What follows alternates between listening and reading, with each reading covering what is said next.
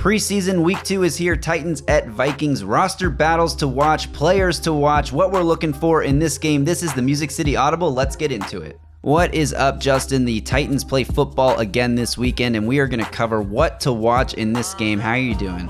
I'm doing well, man. Let's get right into it and talk about these quarterbacks, right? Malik Willis, Will Levis. What's the number one thing for you on your list? For me, I'm curious to see the snap distribution. Last week, Malik Willis played 43 snaps. Will Levis only played 30. Is it going to be a closer distribution this week? Are they going to give Will Levis the start? Is it going to be one of those, like, let's see Levis now with the first team offensive line. Let's alternate how we did it in week 1. Are they going to continue to alternate their drives the way they did in preseason week 1, which I thought was interesting? Mike Vrabel spoke about it after the game. These guys are competing to be the quarterback too, the backup quarterback. If Ryan Tannehill gets injured in a game, they got to come in cold. But will they do that again in week 2? Or will they give these guys a chance to get into rhythm so they can really have a better evaluation? You and I hypothesized before last week that they would split it first half, second half. They didn't do that at all. I'm curious to see what they decide to do in this game and if it will be a closer to even split versus the 13 extra snaps Malik Willis got.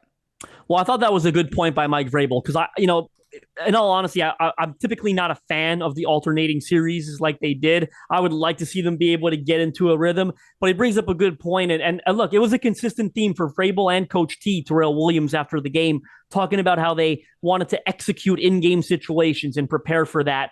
They felt like that was one of those things, right, where a quarterback's going to have to come into the game cold. That's something we might have to do during the regular season, so we have to be prepared for that. And that's how they did it. Now, you said it, do they continue that into this one? Do they keep rotating them series by series per se? Or do they give a chance for one of them to play the first half, the other plays the second half, more of a chance to get in rhythm, see how one of them performs with the starters, how the other performs with the backups, and so on. So that's something I'll be monitoring closely. And what about the average time to throw? That's a big one for me. You've got the official numbers in front of you. I'm going to let you get to them in a second because I want to hear exactly what they are. But the team gave up 8 sacks. Well, a lot of us were harping on the offensive line, and with good reason. They didn't play particularly well, especially the second and third team O-line. They did not play well. But of those 8 sacks, Tim Kelly, offensive coordinator, said the team assigned about 4 of them to Malik Willis and Will Levis combined for holding onto the ball too long. And they did hold onto the ball too long. So I want to get the numbers from you because I want to see if they can get those down, get that number down against the Vikings here in week 2. Right. They each took 4 sacks. Their average time to throw for all dropbacks, Will Levis was at 3.1 seconds. Malik Willis was at 3.28 seconds. So Levis just a little bit quicker. On plays where they actually threw the ball, Will Levis was a 2.56 average time to throw, which is about league average. You want to get that number under 2.5 generally, but 2.56 is pretty good on plays where he actually threw the ball. Malik Willis a little longer, 2.92. Now on plays where they were sacked, Will Levis was at 4.38 seconds before he was sacked. Malik Willis, 4.78 seconds. So that's what you're talking about mostly is you cannot, that is not on the offensive line if you're holding the ball for close to 5 seconds.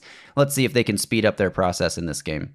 Yeah, I mean, the one that sticks out to me, and you said it would, nearly 5 seconds when sacked. I mean, you cannot expect NFL offensive linemen, especially backup NFL offensive linemen, to block for 5 seconds. I mean, that's crazy. It's erroneous. So you cannot have that by any stretch of the imagination.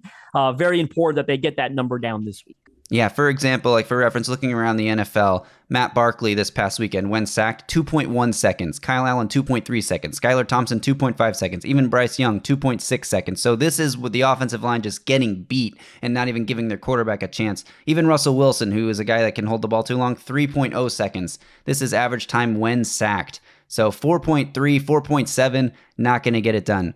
Another thing I'm looking forward to seeing in this game is can the first team offensive line continue to play well? We saw Andre Dillard look pretty good. We saw Peter Skoronski be pretty impressive for his first drive. We saw Aaron Brewer and Daniel Brunskill were excellent in the first game. Again, these guys only played 12 snaps. Chris Hubbard was about average, which I think we should be happy with average at right tackle versus what could have been a disaster, right? So with Nicholas Petit-Frere suspended. So let's see if these guys can keep it going. Will they play more than 12 snaps? I mean, one reason they played 12 snaps is that Malik Willis led a 12-play touchdown drive. If they go 3 and out, are they going to come out for a second drive? I'm curious to see that. I hope they will because I want them to get some more work together, build that chemistry along the offensive line so they can make those combo blocks, so they can pick up those stunts in pass protection. Let's see how this offensive line does another week together. I'm definitely want to see them again, and hopefully they build on that good performance. I do think the Vikings defensive line is more talented than the Bears. Even, we don't expect to see guys like Daniel Hunter in the game, of course, but I still think they're a bit deeper than the Bears are up front. So Bears got a lot of youth on the D line. So definitely curious to see that. I'm going to group all these wide receivers together, right? We've talked about how there's like 8 receivers battling for 1, maybe 2 spots. Nick Westbrook-Akine on the on the podcast, we talked about how he played 20 snaps, was a lot more than we expected him to play. We're going to monitor that, right? Is his roster spot safe? Well, hopefully we'll learn more about that based on how they use him against the Vikings. Trayshawn Harrison and Kearis Jackson matched each other in numbers against the Bears. Do they continue to take steps forward and earn a spot? Do we see more Reggie Roberson Jr., right? He's a guy I thought we were going to see more of against the Bears based on all the reports coming out of practice and training camp. And same goes for, Racey McMath and Mason Kinsey. They both quietly played good games against the Bears. Can they continue to build on that as they attempt to convince the Titans to hold on to them for another year? McMath entering year 3 now, and Kinsey entering year 4, has of course mainly been a practice squatter, but both of them are in crucial periods of their career and are certainly on the roster bubble. So all these receivers, Colton Dowell played the most snaps. I thought that was very interesting as their 7th round rookie receiver. They want to see a lot of him, and in all honesty, he needs the reps. So I imagine we'll see a lot of him once again here against the Vikings. But I'm grouping all these receivers together because we got to watch all of them. I think this is a huge game for Colton Dowell, who, like you mentioned, played the most snaps of the receivers, only earned himself 2 targets in the passing game, 1 catch for 6 yards. Look, this is a crowded room. When you have Trayshawn Harrison and Kearis Jackson making plays, Racey McMath and Mason Kinsey making plays, or even Reggie Roberson and Gavin Holmes outproducing you, like Colton Dowell, if you want your roster spot, you got to go earn it. This is not a given just because you were a draft pick this year. These UDFA guys are playing well. The holdovers who have been trying to break out are playing better than you. This is a big game for Colton Dowell. I also want to see if Josh Whyle can bounce back. He had a rough game, finished with 2 catches for 9 yards, 1 fumble, and 1 tipped ball that ended up as an interception. Not necessarily his fault, but a play that he could have made to help his quarterback out, and he was unable to do so. We had people commenting on our last preview that they were predicting a Josh Whyle touchdown last week. That did not happen. Didn't really come close to happening. He had the opposite sort of game. Can he bounce back? Swallow the nerves from your first ever NFL game and go out there and just play football. I think that he will bounce back, but I'm looking forward to seeing it. Well, speaking of bounce back spots, you talked about Josh Whyle. How about the backup offensive line? I mean, they need to bounce back after a very rough performance. Guys like Andrew Rupcich, Jalen Duncan, Zach Johnson, who all didn't play to their potential at tackle. They're going to be in a big spot in this game. The Titans are going to want to see if some of those guys can bounce back. The interior, I thought, looked okay at times, right? Corey Levin played well. Is it Jimmy Murray was also in there, played Jordan Roos. Justin Murray, the veteran that we thought was going to be in the mix at right tackle, but ended up playing all 33 snaps at right guard, I believe, against the Bears. Those guys are all battling for spots too. Xavier Newman-Johnson, gave up that sack on the stunt. Sort of miscommunication with him and Jalen Duncan. They got crossed up and gave up that sack on the stunt. Does he play better? There are a lot of guys now. Don't look now, but Corey Levin's got one of those interior spots I would like to think shored up.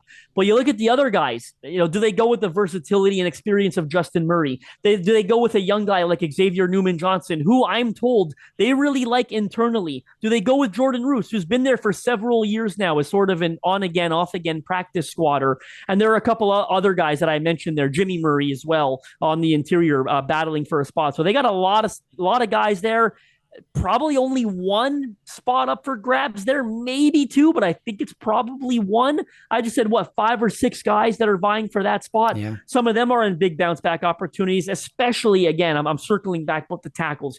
You have to see better from Andrew Rupcich, who's being given an opportunity to challenge Chris Hubbard for the starting job at right tackle. If you and I went into this offseason and said, Andrew Rupcich is going to get a chance to start at right tackle, we would have never believed that. So what does he got to do? He's got to take advantage of what really is an unforeseen opportunity. No one saw this coming for him. So he's in a big spot. I'd like to see him play 30, 40 snaps again at right tackle like he did against the Bears, and you'd like to see him play better. He gave up a team-high 5 pressures in that one against Chicago. So, and again, we talked about some of the quarterbacks holding onto the ball too long. That's got to get better too. They've got to set up guys like Andrew Rupcich for better success, but he's also got to kind of, take the bull by the horns here and set himself up. Yeah, and Rupcich also had a penalty in that game, so got to be better there. I'm really curious to see if they put Justin Murray at right tackle at all because... Me too.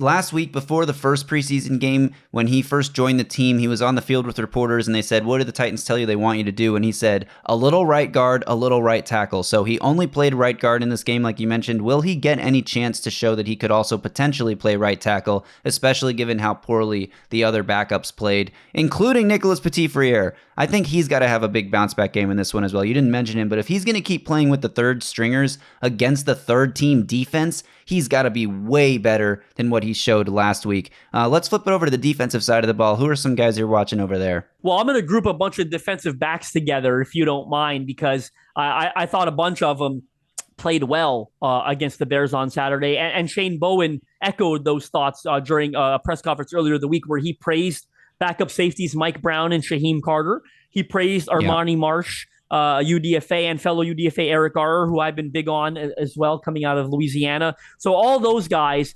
Then I look at LJ Davis, a UDFA corner that gave up that big gain, was beat in man coverage quickly off the line. It's a bounce back spot for him. I was disappointed by that because I've been high on him throughout.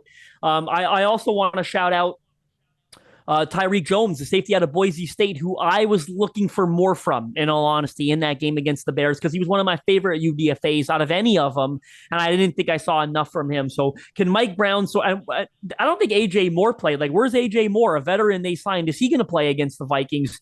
I imagine Mike Brown and A.J. Moore are competing for one spot on this 53-man roster right now, if even. So that's something to monitor. But all these young UDFAs, Trey Avery, a second-year UDFA that looked good, I'll be watching them closely, seeing if they can build on their impressive performances. And then I look at the two guys that I wanted to see more of, again, L.J. Davis and Tyreek Jones, and can they bounce back from what I thought was fairly lackluster showing. And while you have your eye on the DBs, I'm going to be closely watching the inside linebacker competition because, again, Monty Rice, as we mentioned on the pod earlier this week, Monty Rice, 7 total snaps. That's it. And he didn't grade particularly well on those snaps per Pro Football Focus. Chance Campbell played ahead of him. Jack Gibbons played ahead of him. I don't know where Monty Rice stands on this roster. We're going to see, does he get more opportunity to play here, or was he being held out because his spot is safe? That's the question that we're going to learn more from in this game. And then also the defensive tackles. Jaden Peavy, according to Pro Football Focus, did not have a good game after he was lighting up training camp earlier the past couple of weeks. So can Jaden Peavy bounce back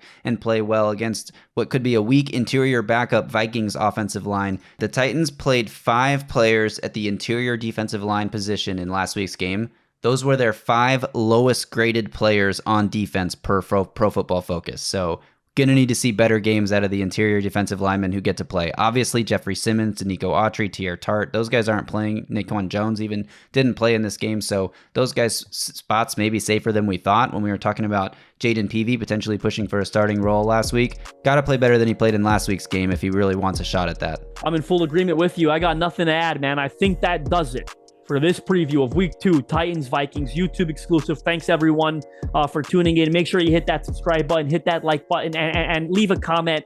If you noticed, if you did leave a comment on some of the previous videos, Justin Graver and I, we're responding to you. We want to foster communication. We want to communicate with all our listeners, everyone that tunes in weekly to the audio version of the podcast, video version, the YouTube exclusives. We want to communicate with you. We appreciate you all for tuning in, and stay safe out there and tighten up.